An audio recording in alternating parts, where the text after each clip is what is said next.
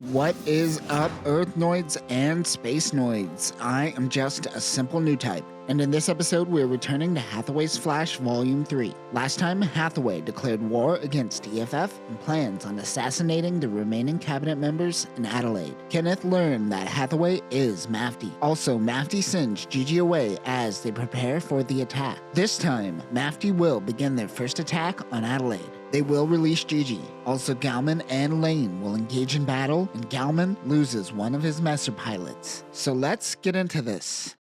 6 Galsazons lift into the air, each carrying 2 messers, while 2 of the subflight systems carry just extra weapons. Ahead of the pack is Kasai Gundam. They are 400 kilometers from Adelaide and will take them 30 minutes. On Fencer Main's messer is a rookie pilot that hasn't really been tested. Hathaway sees this as a point of failure. Galman contacts Hathaway and notices he is struggling internally. He wonders if he is still hung up on Gigi. He says he has shut her out of his mind, and she might be a spy for Kenneth still. Galman turns to the others on the Galsazon and says, "Can you believe this guy didn't make a move?" But then he turns back to the comms and suggests to him that maybe he'd try to make a move on her after the mission, as everyone could obviously see his true feelings. He essentially allows Hathaway to drop his guard for a moment and be vulnerable in a time when he should be at his strongest. Hathaway says that he will win Gigi over Kenneth and uses this as a mantra. Fabio should meet at the designated meeting point after the third wave is unleashed. Hathaway has done all he could do.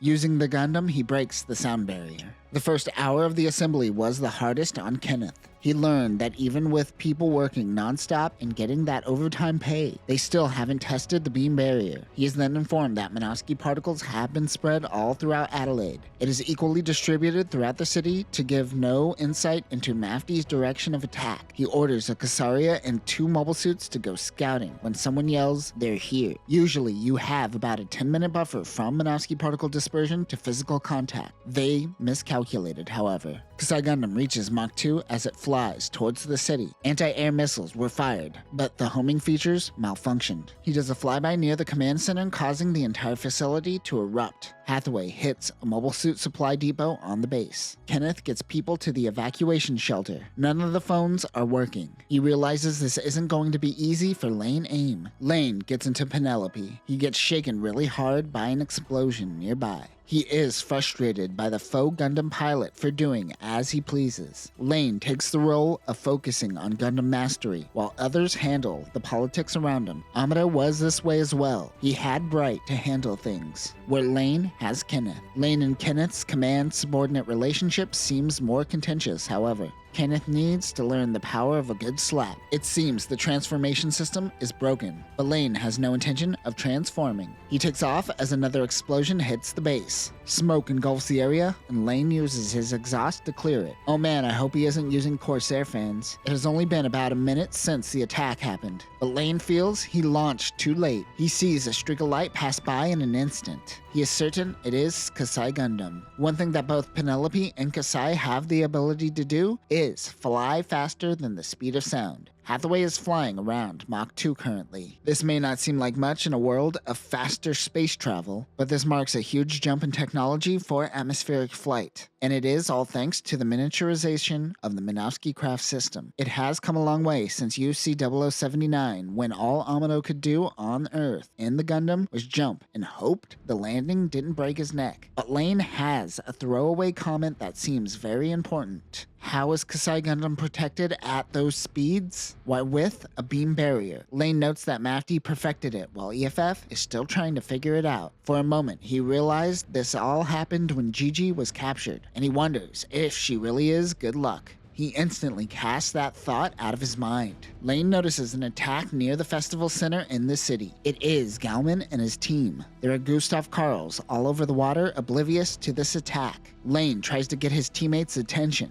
but Minovsky particle dispersion makes his screaming on the comms hard to hear. One thing to note is that this is all taking place in a 200-ish kilometer radius around Adelaide, and people are moving with the quickness. He rushes to the city, but Galman's team has turned it to rubble. They engage in battle, and Lane takes down a messer. He won't allow them to retreat. Galman pulls out his beam saber and rushes Penelope, dodging its funnels. Suddenly, a giant explosion goes off. The downed Messer's nuclear reactor detonates, and a mushroom cloud erupts from the mobile suit. This gives Galman and the rest of the team time to flee from Penelope. The nuke going off causes his funnels to malfunction. He doesn't pursue. In the distance, he sees the light of Kasai Gundam. Lane once again wonders if their luck has run out. Everyone is in the midst of the battle. They had no time to take in the fact that the person that just went down in the Messer was Emeralda. Kenneth praises Lane for taking down Mafty mobile suits. The pilot pushes himself, but Kenneth reminds him that war isn't just taking down mobile suits and getting some fake points that only exist in your head. During war, sometimes retreating is an okay option. Kenneth wonders why he is acting so modest. He has seen right through Lane this whole time. He could read Lane's hatred towards him in Gigi earlier.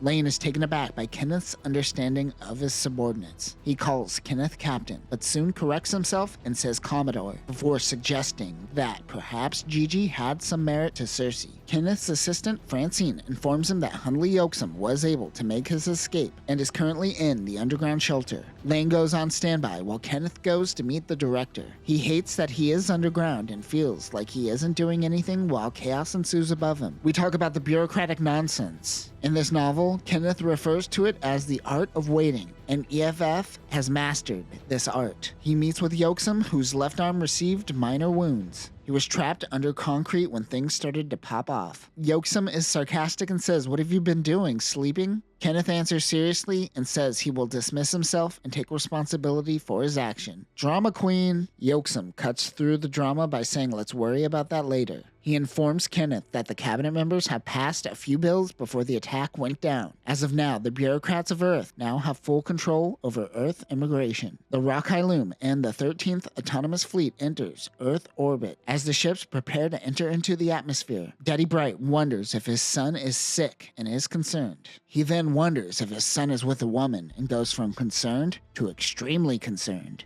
Oh, Bright. Ah, Bright.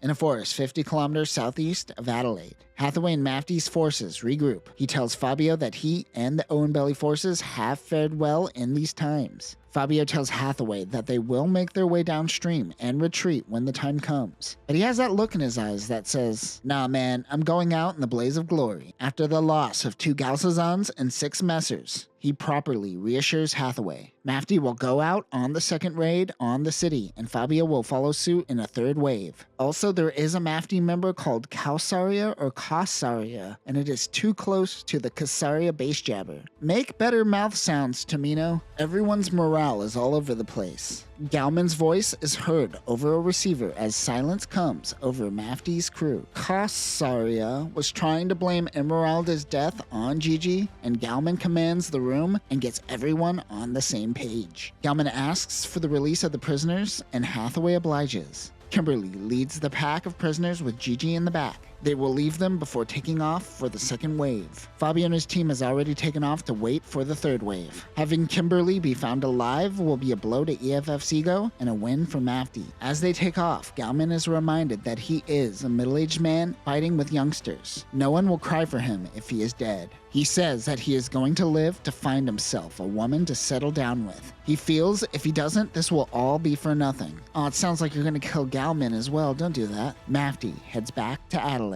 On the ground, Gigi instantly heads with great speeds in the direction of the mobile suits. Kimberly and the others follow her awkwardly as she is the only one not handcuffed, and she happens to have the keys. Once she finds a road, she takes the keys and throws them in the forest. The Cersei men and Kimberly begin searching for the keys, and she runs towards Adelaide. She wants to see Hathaway before his potential demise. She doesn't know how this will play out, however. A caravan of Elakars head out of the city. They are full of battle-injured soldiers, casualties of Mafty's first wave. They will most likely pick up Kimberly and find her, but she keeps running. She is tired of having her life be left in other people's hands. Gas Hugest meets with Yoaksum, who is still tending to his wounds. As the two have a discussion, Kenneth monitors the Gustav Karls and the Kasarias. ideas in the command center. He is certain that a gentle slope south of Adelaide is where Mafty's second attack will occur. They removed the flying form parts of Penelope. They will send a Kasaria north as a distraction while Lane waits for Kasai Gundam in the south. Lane will have only 2 Gustav Karls to assist him, but he is certain that is adequate. Lane wants to be able to fight the Gundam at its full potential, so he is somewhat worried.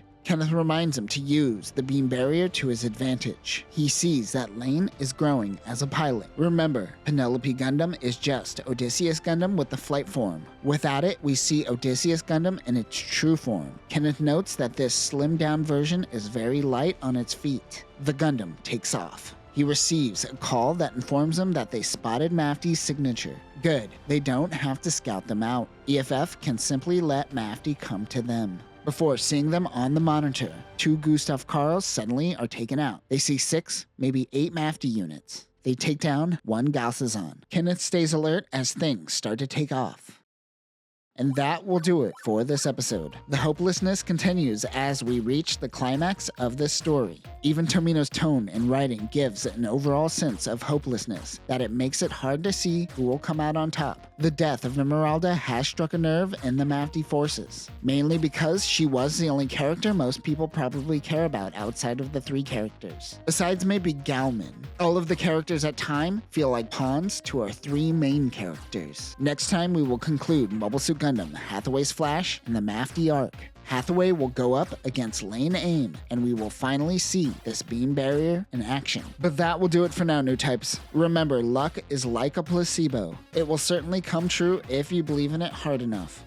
Peace.